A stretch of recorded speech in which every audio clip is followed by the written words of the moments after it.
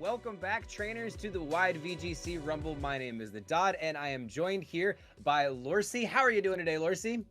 I'm doing all right. I want to say shout out to Wide League for having me here. This is my first time casting, and I'm excited to be a part of this. This is amazing. Yeah, we're excited to have you on in the caster's chair, and we've had some pretty spicy matches to start us off here.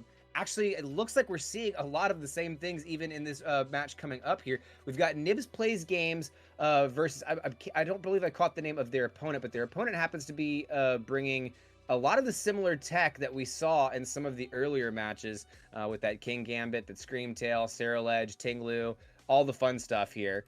So should be a really interesting one to see how this exactly shakes out. I think we're getting, oh, I lost my screen here. I think looks like we're getting into the match here. What do we have on Nibbs' side, Lorcy? So on Nibbs' side, we are rocking with, I believe, the Palafin, Tinglu, Roaring Moon, Goldango, Amoonguss, and Arcanine. So a very common 6. Not so much the Roaring Moon. Very similar to Paul Chua's EYC winning team. Just a couple of changes. The offensive Goldango instead of the Fluttermane, and that's the only change. And on the other side, Inferno's rocking the good stuff, I would like to call, with the Dragonite, Gyarados, Fluttermane, Chien-Pao, Tinglu, and the Orthworm. So a very similar team that did well at EYC to, I believe, one of the European players that rocked it over there. So looking at the matchup, I believe that Palafin is going to be doing a lot of work into Inferno side of the field if played well.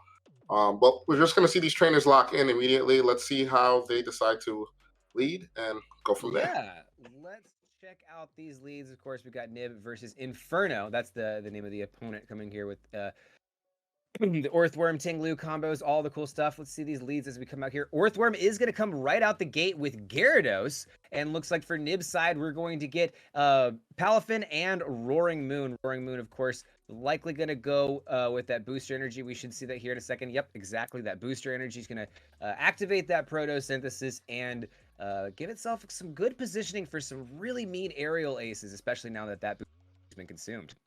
So definitely a very good lead on the Inferno side of the field. Getting that intimidating this Roaring Moon.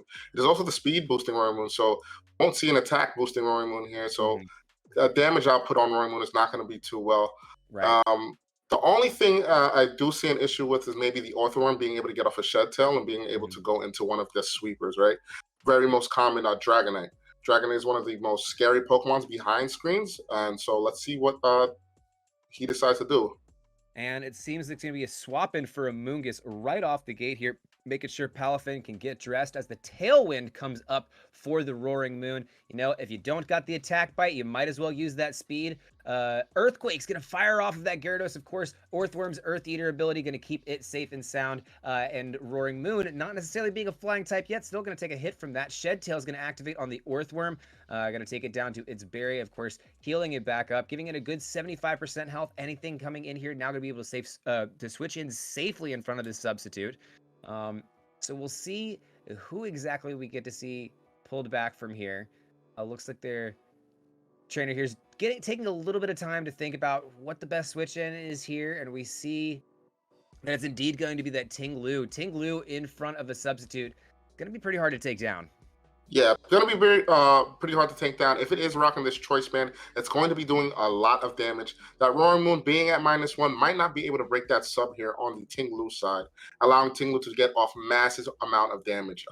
Amoonguss is in a weird predicament here. That Gyarados, if it's rocking the taunt, it will shut down the Amoonguss. Don't really see many options for Nib. He could possibly switch out back into that Palafin, but I don't know if Palafin wants to be taking off big damage from that Tinglu behind the sub. Right, and you certainly have to worry about what the situation is going to be here with the Roaring Moon and the booster energy consumption. We see the acrobatics actually going off into the Tinglu. Doesn't look like it's going to actually fade the substitute, as the taunt does go off from Gyarados, so really now Amoonguss can't do anything. We see the Rock Slide firing off from the Tinglu. That's going to not do too much to either a Roaring Moon or Amoonguss, but Of course, that Spore is going to be blocked by that taunt. So as you were saying before, Gyarados is really able to kind of put the pressure on this Amoonguss, even if it's not using those flying type moves. So yeah, a very solid turn by Inferno. I mean, looking at the damage output, I'm assuming this Tinglu is rocking the Assault Vest. Right. Very, very, very well choice of damaging moves here. Getting up that taunt onto Amoonguss, shutting it down. Either forcing it to switch or either Pollen Puff its partner or click Rage Powder. But in a scenario like this, you really don't want to click Rage Powder because you see that the opponent is actually going for spread moves. This is just a weird predicament to be in for Nibbs. I think Nibbs maybe would like to stay in, but if you do like to stay in, you might want to just break that sub here. Right. Oh, You gotta we figure out a way to actually... do that. Wow. Yeah. Straight up, right off the bat, we're going to see that withdrawal that's gonna take away that substitute. Or Earthworm gonna come right back out. The acrobatics firing off into the Gyarados, of course, heavily resisted at this point, and with that Intimidate drop, just really not doing very much. Earthquake firing off, gonna heal up that Earthworm a little bit and do just a little bit of chip damage on both of these Mons. So interesting enough that he actually opted to switch out. I thought that Inferno was in a very good position behind that sub. Maybe he didn't feel comfortable with a double up into the to the Tinglu slot, but at the end of the day, I don't think that the damage output is going to be that devastating. But we do just see him go for a throw shot into the throw. Yeah. Losing my screen here. Sorry about that, y'all. We see Amoonguss get that speed drop. Shed Tail is going to fire off of that Earthworm. It's going to get it back down to 50% health. As we see, of course, that decoy just going to go straight in. Probably going to see that Tinglu coming back in here once again. It's been a really effective wall this far for Nibbs in the game, so it seems like a likely candidate for what's to come in here. Of course, just waiting for those to connect here. But, you know, you never know. We could see something else. As we just wait for that switch in to happen. And there it is. It looks like it's going to be that Tinglu. Okay. Again, this was such a really, really heavy lead in the beginning of the match, so why not bring it back out? Pollen Puff going to fire off the Amoonguss, going to try to keep the Roaring Moon healthy, and really just becoming slowly but surely a war for attrition here. So, so basically we just resetted the board state, right? We're back to where we originally were. So Tinglu behind the sub, Roaring Moon just got healed up by the Amoonguss. There's really no real damage output that's being put out here. So interesting to see he does switch out the Amoonguss, which I see what Nibbs is trying to do. He's trying to put some fear into Inferno and bring on a Mon that could heavily do some damage on his side of the field. And we'll see how that works out as the Thunder Wave fires off into the Roaring Moon. Really, really nerfing anything that it could do out here other than try to hopefully get off a Tailwind. Earthquake's going to fire off. Of course, not really doing too much damage to the Roaring Moon. Oh, actually doing a pretty significant damage to the Roaring Moon despite not typically doing so. Tailwind's going to fire off here. Palafin, of course, coming in now. Really, really, this is a much more aggressive board state than we've seen for the most of the match from Nibbs. So yeah, that Tinglu is definitely rocking the choice band item now. Seeing as though Rock Slide is not a boosted, doesn't get the boost from Tinglu's typing. Seeing that Earthquake damage, this is a very, very, very, very good position by Inferno. He's able to just spam Earthquake here, and I don't think Nibbs has any switches for this. So being behind a sub, being able to click Earthquake, potentially KOing the Palafin this turn, I think that Inferno's in an amazing position. Yeah, certainly is. Earthworm is going to come in on this side, possibly maybe not enough health to set up another Shed Tail. Maybe, possibly, I don't know. I can't remember exactly how much it takes there, but it is in a really prominent position here, and it can take those Earthquakes very well with that Earth Eater ability. And so definitely should be able to after one of those. We see the Terastallization. I believe this is on Inferno's side of the field. Yeah, it's going to be that Tinglu. Likes to go for either poison or water. This time it's going to be a Water Terra Tinglu. And now at this point, that Palafin looking a lot less threatening on Nibbs' side of the field. The Jet Punch going to fire off into that Palafin. It's not very effective. It doesn't even look like it's going to fade the sub. It doesn't. And the Earthquake firing off the Tinglu, of course, healing that Earthworm, getting it in a great position for possibly yet another Shed Tail. Going to do some significant damage here if it is that choice banded item. As you said before, yes, it is. It looks like it. Palafin's going to go down right there. And now you just got a paralyzed Roaring Moon and kind of a half-eaten Amoonguss for Nibbs' side of the field.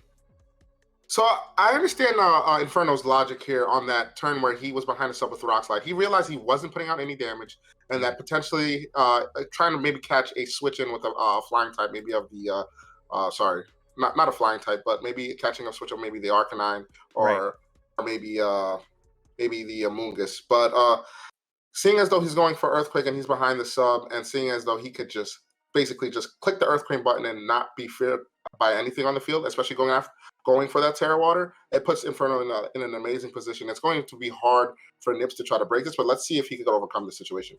Yeah, we see the Amoonguss going for the Protect there as the Shadow Ball fires off of Goldingo into Earthworm, leaving it about 20% of its health. Just a sliver there to hang in, but the Body Press going to fire off of Earthworm into that protected Amoonguss. Not really getting much of anything done there. Now it's all up to the Tinglu. It's going to do an Earthquake, of course. Theater is going to keep Earthworm safe again, and it's not going to go very well for this Goldingo. That Choice Band really putting in a lot of offensive pressure here for this Tinglu, and it absolutely one-shots them. So very powerful. This Tinglu has been absolutely dominating this entire match. Yeah, this Tinglu took over this whole match. If you're Nibbs, let's see how you could focus on game 2. See how you could try to prevent that Earthworm. To prevent the Earthworm from being able to set up Shed Tail and getting into that Tinglu. See how you could try to mitigate that or try to stop it as quick as possible, because you see that Tinglu had no business doing all that damage to everything on that field. It put in all the work, man. And like we've seen Tinglu, probably one of the most highest used Vessel of Ruin, Treasure of Ruin Pokemon that we've seen out there. And this is exactly why, right? It can take hits over and over and over again, and it has the ability to dish out damage either with stuff like Earthquake, especially with that Choice Band. That Choice Band, whew, I'm used to Assault Vest Tinglu, man. That thing would hit hard, right? You're able to absolutely clear the field. Yeah, so with that Choice Band item on Tinglu, I definitely agree that it's a very good item, especially on this team comp, right? You have multiple options of abusers behind the Shed Tail, right? You have the Tinglu, you have the Dragonite, you have the Fluttermane, and maybe even so the Chempao. But more so, looking at the Tinglu, it has a defensive type Terror on it, allowing it to take those Aqua Jets and those Jet Punches from, let's say, Azumarill or maybe the Palafin here. So we definitely seen it happen in game 1. It was allowed to stay behind the substitute with that defensive Terror and still being able to dish out a lot of damage. So very well played by Inferno's part. Let's just see how Nibbs can adjust going into game 2. I definitely think that we might see an adjustment of the Palafin. Palafin just puts on immediate pressure onto even the Orthworm, right? It puts on a little bit of pressure on the Orthworm, going for maybe those big heavy wave crashes into that slot. You could also go with maybe the Arcanine, try to definitely go for maybe a double up onto the Orthworm. The problem with Inferno's, Nib, is that he needs to find a way to deal with that Orthworm to make sure that the threats are not behind a sub. Right, and like as you were saying before, like the best thing I think that he's got on Nibbs's kit right now to deal with that Earthworm is going to be that Arcanine. Yet if they if Inferno Terra fires that Earthworm, then we're kind of back to square one again with that. Especially when you have a fire type on the other side of the field that can't be taken out by something like a Stomp from your own Tinglu, because it's got that Earth Eater ability. So it's gonna be a really interesting predicament to see how exactly Nibbs is able to adjust to that Earthworm. And can I just say, like, what a renaissance for Earthworm. Like, Earthworm wasn't doing anything, and then all of a sudden in Reg C we decided that, like, let's start putting this on teams and let's start winning tournaments with it. And like, this is like, it became something pretty niche, and then now I'm seeing it everywhere. Yeah. So yeah, after that showing at EUIC, everybody knew that Earthworm was indeed the truth. It's not a joke. It's here to play, and it helps its partners out a lot. So, being in a doubles format, allowing your partners to thrive behind a sub is a very big ordeal, right? Especially things with Choice Band, especially things with Choice Specs, especially things with like Dragonite, DD, Dragon Dance. You could go for big Terra Normal E-Spins or Terra Flying, Terra Blast, you know what I mean? So The team comp is definitely well made to allow your partners to succeed within the battle. Now, the if you're playing into a team like this, you need to find ways to maybe stop the Orthworm, and Mhm. maybe for Nib, if you want to go about that, look into that Tinglu with Ruination. If you click Ruination into a Shed Tail, you definitely do break that sub.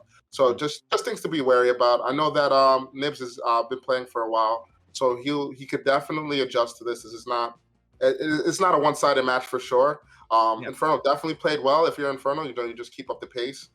Maybe you switch it up. Maybe you try to Shed Tail with into the Fluttermane, or maybe the Dragonite. But Right. definitely well played on Inferno's part. So I'm Excited getting for game two. getting a little bit of extra context here. It looks like there was a team sheet error, so that kind of explains a little bit of some of the mismatches there going into the match. Um, but that Earthworm, still looking at Nibs' team, it still looks like something that's going to be really hard to get around, right? I think that through the combination of Arcanine and Palafin, there is a possibility of something, right? Because if Yeah. you either Terra Steel or Terra Water, make that choice. I think though, the one thing that really wasn't equipped to deal with it, especially after Intimidate, was Roaring Moon. And Hmm. once you have that booster energy commitment, it's right. Like you don't get the well, you still get the same benefits for acrobatics, but you still don't get that booster energy the next time you're switching in. And so it makes it really, really, really tough to see if whether or not you're going to pull that thing back or not. Hmm. And it never really got into a position to thrive. The worm was pretty much able to wall it, and Ting Lu just only helped. So that's it's the power of Ting Lu, baby. Yeah, I could definitely agree. And also looking now more deep into Nibs' team, right? Maybe Roaring Moon isn't a brig here, right? Like looking, Mhm. let's now look at Inferno's team. He has the Orthworm that could hit it. The Roaring Moon for super effective damage with that body Mhm. press. You have Fluttermane that could definitely do some damage with that Dazzling Gleam. Chempao, if Roaring Moon decides to Terra, or even if it doesn't decide to Terra, that Ice Spinner is doing a heavily amount of damage. And Mhm. also, Gyarados would Intimidate. He's able to do so many things to this Roaring Moon here. And I just don't think that it's just a solid bring into the matchup. Mhm. I definitely like the Palafin. I definitely like the Tinglu. Definitely like the Arcanine. Now, I think anything else would just be preference at that point. What you think that you like in the matchup, But I definitely don't see a Roaring Moon coming into game two as an Yeah. adjustment.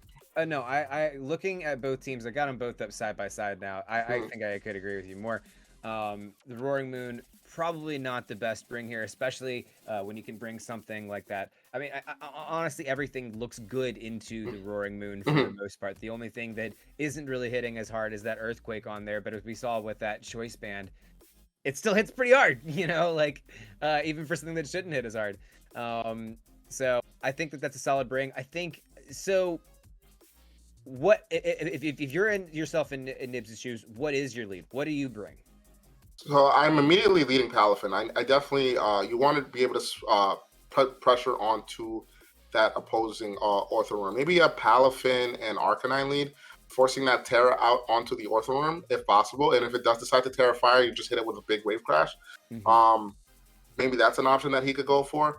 But then again, Inferno might be in the driver's seat here, being able to just switch up how he wants to go about Orthworm. He might not even bring Orthworm. He could just bring his just a straight up, maybe a Gyarados Flutter Yeah. lead with Chempao and maybe Tinglu in the back.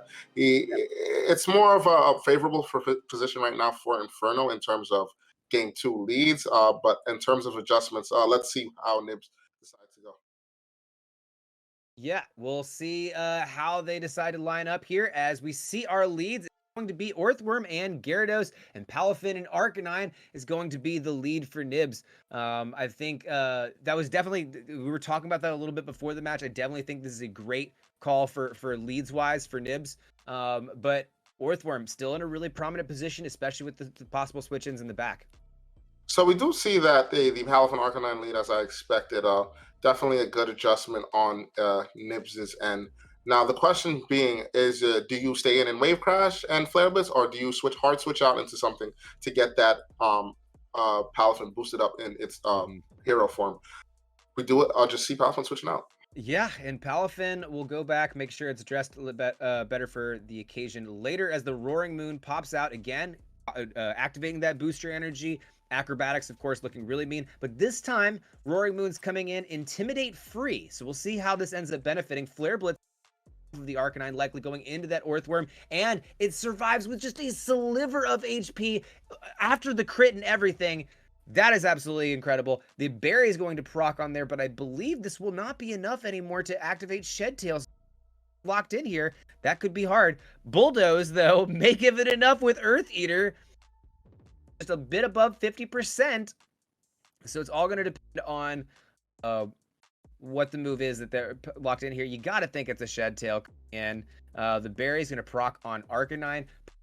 Just above 50% of its health with that Citrus Berry. And the Shed Tail locked in for Earthworm.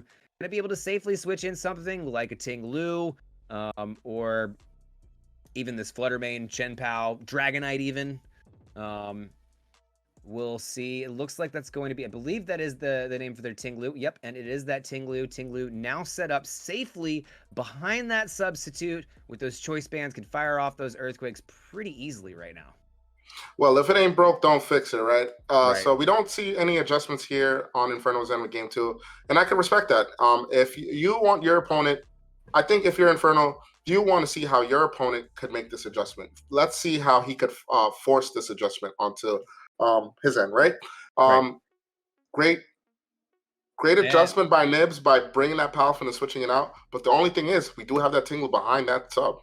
yeah, and now we get a pretty good setup here for Nibs with the Tailwind and the Howl going off. Roaring Moon now at a boosted attack and Arcanine as well. The Thunder Wave, though, will slow it down a little bit with that paralysis as we see, of course, that activating for Earthquake, of course, firing off from this Ting-Lu. Gyarados immune to it, but everybody else in the field is going to take a big chunk of damage. Arcanine can't take any more of that and is going to be knocked out right away. Roaring Moon still surviving with just about 25% of its health there, and the paralysis even underneath the Tailwind. It's looking like a pretty it's definitely not a favorable position if you're on Nibs' side right now. Yeah, if you're on Nibs' side, you're basically back into the same scenario as game one, right? You Yeah. have the Tinglu behind sub. The defensive terror is still available on the Tinglu's end. We'll definitely probably see Inferno go for that option, being able to go off for big damage with that Earthquake and allow maybe Gyarados to just even stay in or switch out or whatever he decides to do. Either way, this is a very very positive position if you're Inferno. If you switches down to Gyarados and he's gonna heal himself right back up and do lots and lots of damage. Oh yeah, here comes the Earthworm again. Gonna make sure it can take another Earth Eater combo. We know that Ting-Lu is already locked into that Earthquake as we see the terastallization coming out for Inferno side. We've seen it before. It's going to be that Water Terra Ting-Lu, something that's really hard for this Arcanine and Palafin combo to get through, or sorry, the Roaring Moon and Palafin combo to get through here. And Palafin's gonna keep itself safe with a Protect here as we see that go off. The Acrobatics fire into the Ting-Lu spot. The substitute will fade after that Acrobatics, but still fresh Ting-Lu behind that as the Earthquake fires off. Palafin keeping itself safe with the Protect, but the Roaring Moon will take it as it's not Terastallized Earth, of course, doing a lot of healing for Earthworm, and it will be a take out this Roaring Moon with the Earthquake. So yeah, like I said, the same situation as game one. Very unfortunate for Nibs, and I think it's very hard for him to kind of deal with the Orthworm. Even with that crit, that the Orthworm was still able to get the Tiglu behind the sub, which, Mhm. ultimately ended the matchup for him, right? Like I said, he had to deny that sub, and not being able to do so just allows Tinglu to do whatever it wants. That's the problem, like with especially this Tinglu set. It deals so well with Firewater Grass cores to the point that even if you like maybe want to bring the Amoonguss into the matchup, it's going Yep. to be hard for Amoonguss to try to break that sub, especially with the ability of Tinglu being able to reduce special attacking Pokemon. Absolutely. We see the Earthworm's going to get called back here as Gyarados steps in. Another Pokemon that's immune to these choice banded Earthquakes that are firing off of this fountain. As we see the Protect coming off from Goldingo is going to keep it safe for one more turn. And the Drain Punch firing off of Palafin into Gyarados, of course, as a flying type, it's not going to take too much damage there. The Earthquake, of course, the protected Goldingo stays here. We'll see how much this does on Palafin. And it looks like it's going to take it down to about 50% of its health. Yeah, this Tinglu is not playing any games. It's doing over half to mostly everything on Nibs' side of the field. It's definitely in range to even KO the Goldango potentially. Mhm. So very unfortunate position for Nibs. Goldango not really being able to do too much due to the fact of the ability of Tinglu. Even with Right. that Terror, it's going to do maybe over 50% here with that Earthquake, and potentially not enough back to that Tinglu. And we see the Terastallization firing off of Goldingo. Palafin protects. We see a big Shadow Ball after this Terra boost going into the Gyarados. In to pick up the KO there either. This Gyarados notoriously thick. A Waterfall firing on into the Goldingo. Also not doing too much damage there. The Earthquake, of course, protected by Palafin. It's going to see how much it does on this Goldingo here. Maybe, probably, likely enough to take it out. And it just hangs in there by a thread of HP. Pretty critical to see that survival there. Yeah, pretty critical to see that survival here, but I think it's a little too late for Yeah. Nibs to make any major adjustments here because this Tinglu, like I said, is not playing any games with anything on the opposing side of the field. Bulldoze with the Gyarados and Tinglu, just all he just has to do is click Earthquake. Yeah, no, it's a pretty simple button mashing game for Tinglu at this point. As we see the Goldingo go down to that first Earthquake, and Palafin just being one Earthquake away from that. Actually goes down from the Waterfall. Here comes the Earthquake, and now Palafin goes down to the Earthquake. So that will give a game 2 to Inferno. Just an absolutely dominant performance by this Tinglu. Yeah, absolutely dominant performance by the Tinglu and absolutely the dominant performance by the player utilizing the Tinglu. Inferno played that set very, very well, was very patient. Definitely knew their damage calcs because he Right. stayed in front of a Palafin and Arcanine, which I would have been a little bit too wary about, but he stayed in, even with the crit, still able to get that big shed tail off, still able to get that Tinglu behind that sub, still able to Terra defensively, and just able to just click Earthquake straight away onto the opposing side of the field. Now, looking at like I said, looking at Nibs' team, he really had no switch-ins to deal with Earthquake. Earthquake is a problem, and let's just see how he could deal with it again going into this game too. I think that we're actually gonna do the next game here. I think there may have been a game 1. Yeah, okay, so the game 1 was technically a loss due to a team sheet error. Okay. So we are going into a game 3 here. So with that said, with how strong this Tinglu has been, what is the adjustment? I think you got to lead the Tinglu. I think you're almost forced to lead the Tinglu, just because that's the only real damage output that you could guarantee on the opposing Tinglu, even with the defensive tear. Just Ruination, being just able to just click Ruination. Ruination is going to do 50% on anything on the opposing side of the field. You have that out, that's not a bad damage to be dealing. So Right. maybe Palafin Tinglu, Arcanine in the back with Goldango or Roaring Moon. I see that he really does like that Roaring Moon, so maybe Roaring Moon in the back. But let's just see how he could adjust. Take his time and just think about the matchup. Right, and we will see as we're looking now that we're about to see our leads. As we transfer over here, it's going to be a familiar face there. Orthworm and Gyarados and Palafin and Arcanine. So pretty much the same leads we saw in game 2 here. But again, really strong ones for both sides. Yeah, really strong leads by both sides, but we need to take into account for what happened last game, which Arcanine did crit the Orthworm. Right. Let's see what this trainer decides to do with that information. Definitely see him hovering over that Howl, which is not a bad option. But the main objective here, if you are Nibs, is you need to not allow the Orthworm to get up that shed tail. Flare Blitz is going to go into the Orthworm, taking about 50% of its health there. As the Drain from Palafin is going to keep it extra healthy as well. See that big procking for the Orthworm, so it's probably still going to likely be in a good spot for the for a Shed Tail, especially if there's a Bulldoze coming off this Gyarados, which is exactly what we see. And Orthworm staying now at about 80% health. after receiving a little snack there from the Gyarados friend, and double speed drops on both sides. So Arcanine, of course, taking that speed drop. The Shed Tail firing off of Earthworm here. It's going to safely bring in likely the Tinglu. As you said last time, Lorcy, if it ain't broke, don't fix it. So I imagine that's what we're going to end up seeing here. And that's exactly what comes out. So, like I said, like you said, and like I said, if it ain't broke, don't fix it. Right. Tinglu's behind that sub. The only issue that I had with Nibbs that one turn was that he kind of committed halfway into just attacking the Orthworm there. If you're going to go for it, might as well just get that Terra, get that Terra Water boosted wave crash damage onto that Orthworm and maybe prevent that sub from happening. But let's just see what he decides to do this turn.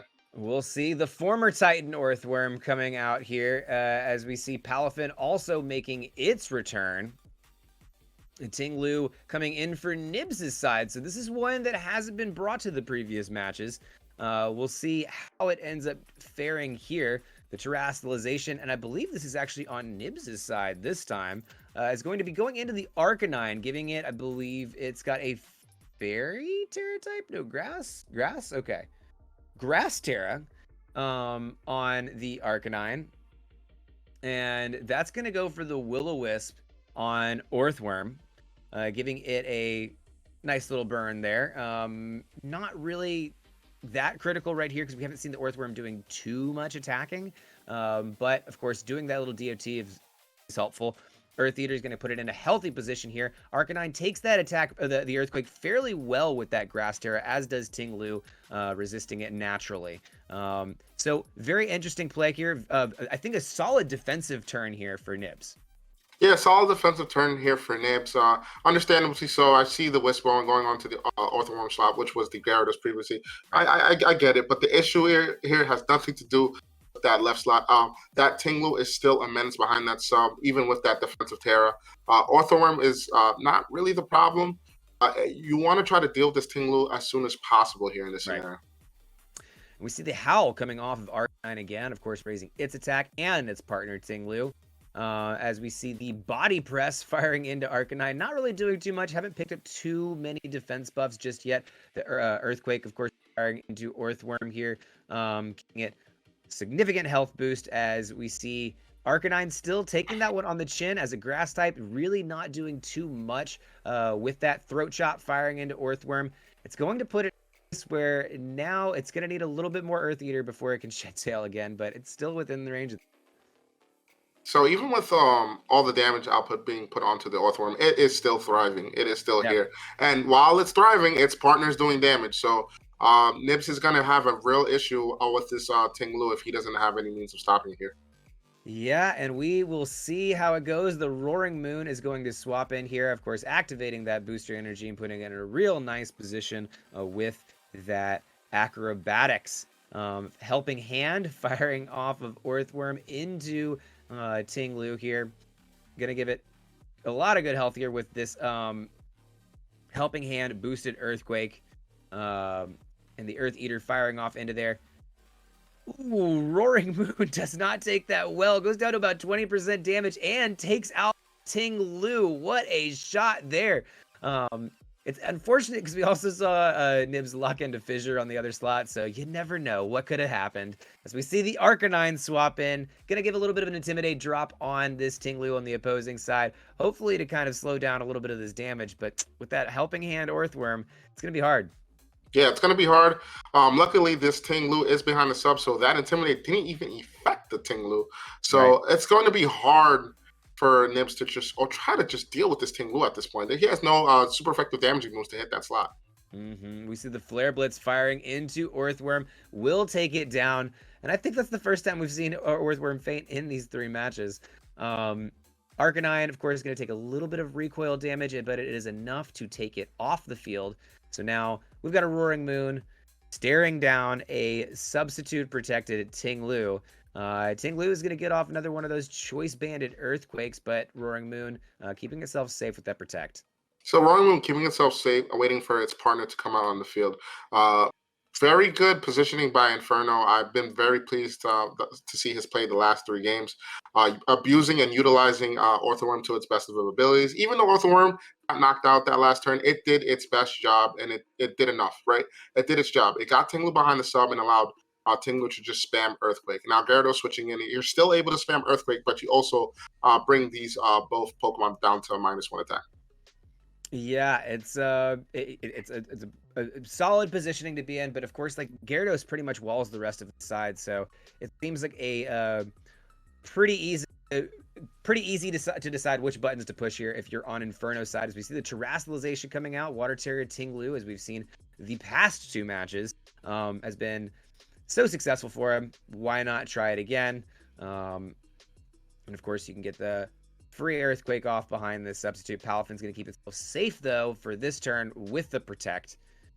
As we see Acrobatics firing off into that Tinglu. It's been enough in the past to actually face substitute, and it is again this time. So we'll actually get to see Tinglu take these guys out face-to-face here.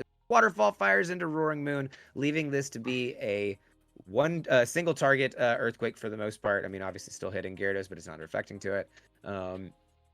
But, of course, the Protect's going to keep it safe for another turn. So I think the end is nigh for Nibbs. Yeah, the end is very near for Nibbs.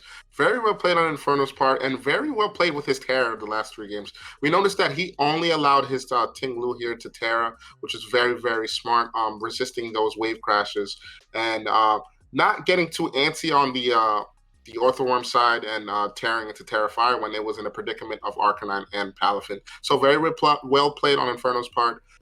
Definitely a very, very strong player by the way he played. And also Nibbs is a very good player too. So yeah, sometimes bad matchups you run into it, but very well played on both parts. Tinglu was just too much of a beast in this scenario. Oh, absolutely. I mean, Nibbs is a great player, and I think that this is a perfect example of sometimes the matchups that you have. I mean, like, this seems like a near impossible hill to climb. I mean, I feel like you had to get really, really lucky with Arcanine and Palafin to really get past some of these.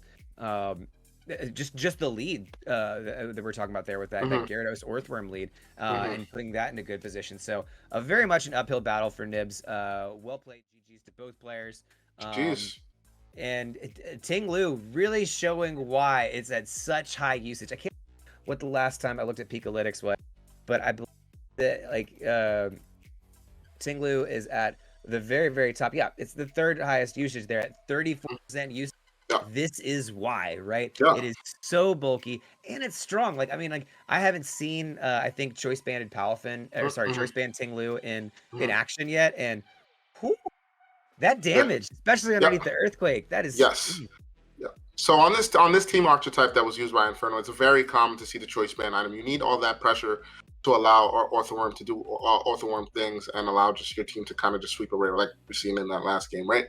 So for the most part, for the Tinglu's, for the most part, that we've just been seeing in the Assault Vest, that bulky AV that just withstands all the special attacking hits, sponges everything, and just sits there and just kind of be annoying with like Ruination and Heavy Slam being a KO, Flutter Mane, and so on and so forth. But this team takes a different approach. It takes the approach of allowing your Tinglu to be very offensive, but also defensive at the first time, like we did see with that Terra Water, right? Yeah. Allowing yourself to take those Palafins, take those wave crashes, allowing yourself to maybe resist the Flare Blitz coming your way, right? And being behind that sub, Amoonguss can't spore you. So breaking that Firewater Grass Core is, I think that's the ultimate of that Tinglu, especially on this team comp. Oh, 100%. And, you know, being able to have multiple Mons that you can switch in that are completely immune to that Earthquake and allow it to fire off, I think really, really helps that team too. And it's just a hard pressure to stop unless you got a really good plan for it. Go ahead. Oh yeah, sorry. So basically, what I was gonna say, very, very well played on Inferno's part. I think that it goes to show you, like it might not be his team, but he ended up picking up and playing it very, very well, right? Very, very well. Every turn was very crucial in the sense that he did not allow himself to get overzealous on Terran, maybe the Orthworm, just to get that Shed Tail off. Seems like he definitely knew his damage calcs into the Orthworm and knew as long as he's able to go for Bulldoze with Gyarados, that Orthworm should always be allowed to get at least one shell tail off, even barring that crit, that Flare Blitz crit, and Yeah. allowed him. So like I said, definitely want to play it on Inferno Spawn, and hopefully he has a great run throughout this tournament. For sure, for sure. Well, that will do it for round 2, guys, but don't go anywhere.